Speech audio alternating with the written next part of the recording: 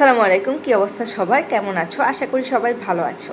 আজকের নতুন একটা ভিডিওতে তোমাদের সবাইকে ওয়েলকাম জানাচ্ছি পজিটিভ ওয়েবের পক্ষ থেকে।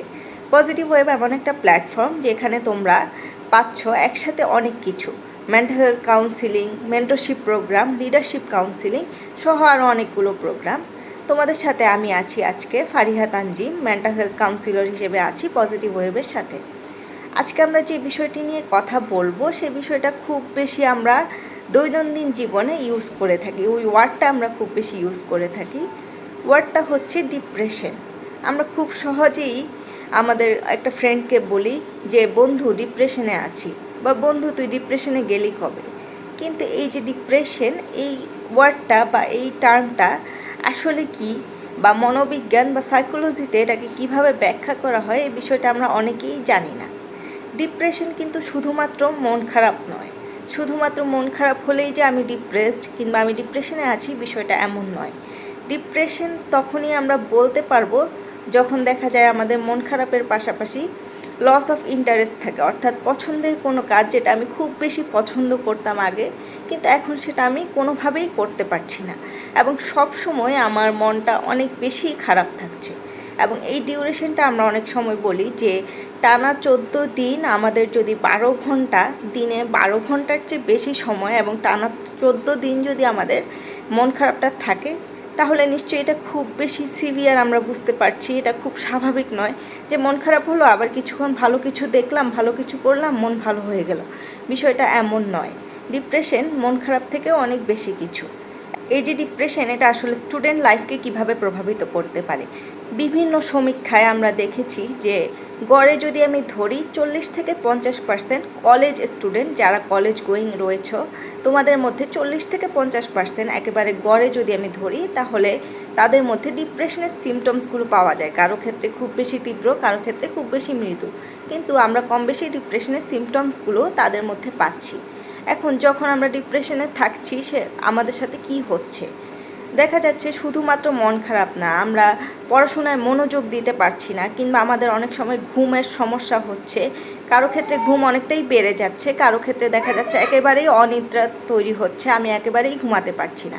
যখন আমি ঘুমাতে পারছি না, স্বাভাবিকভাবেই আমার মনোযোগের একটা সমস্যা দেখা দিচ্ছে, আমি পড়তে বসলেও মনোযোগ দিতে পারছি না। এটার পাশাপাশি আমাদের মধ্যে যেটা খুব বেশি দেখা যায় সেটা হচ্ছে আমরা আশাহত হয়ে যাই। খুব সহজেই আমরা হোপলেস ফিল করি যে আমি পড়ে কি করব, পড়ে আমার সাথে কি হবে, বা আমি কিভাবে এই পড়াগুলো শেষ করব, বা আমার দ্বারা এটা হবে না।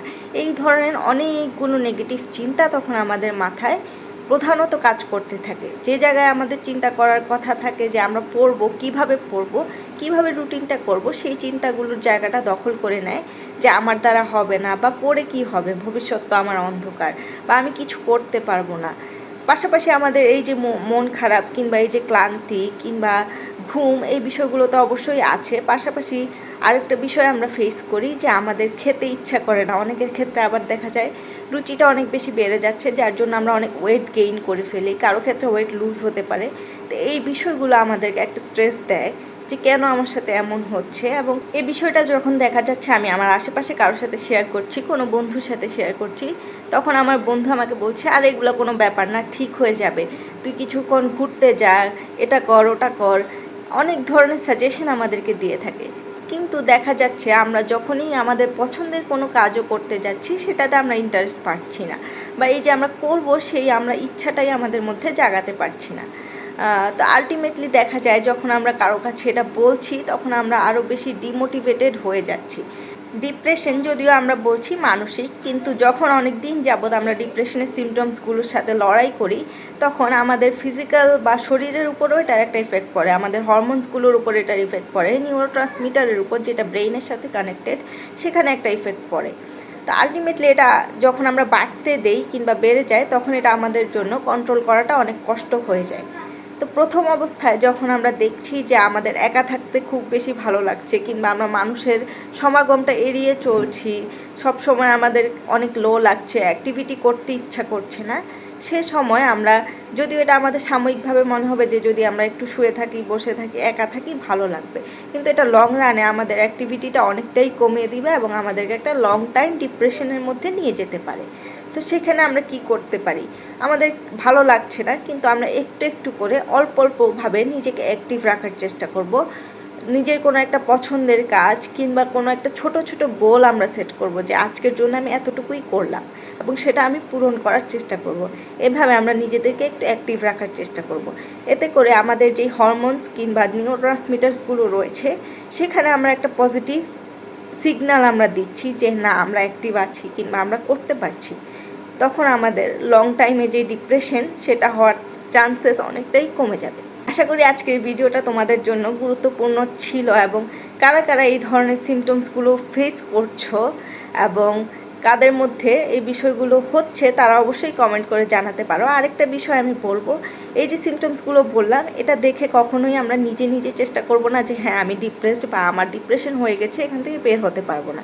ডিপ্রেশন আদৌ কত কী পর্যায়ে আছে কিংবা আছে কি না এটা ডায়াগনোস করার জন্য কিংবা যাচাই করার জন্য অবশ্যই একজন প্রফেশনালের সাহায্য নিতে পারো এবং প্রয়োজনে অবশ্যই কাউন্সিলিং নিতে পারো। কাউন্সিলিং এবং গাইডেন্স তোমাকে অবশ্যই তোমার ডিপ্রেশনের সিমটমসগুলোর সাথে লড়াই করে জিতে যেতে সাহায্য করতে পারে। তাই আমি পারবো না, আমাকে দিয়ে হবে না, এই বিষয়গুলো না ভেবে কিভাবে আমি পারতে পারি সেই রাস্তাটা খুঁজে বের করতে হবে। এবং প্রয়োজনে অবশ্যই তোমরা আমাদের সাথে যোগাযোগ করতে পারো পজিটিভ ওয়েবের ফেসবুক পেজে। সবাই ভালো থাকবে, সুস্থ থাকবে এবং মানসিক স্বাস্থ্যের যত্ন নেবে। ধন্যবাদ।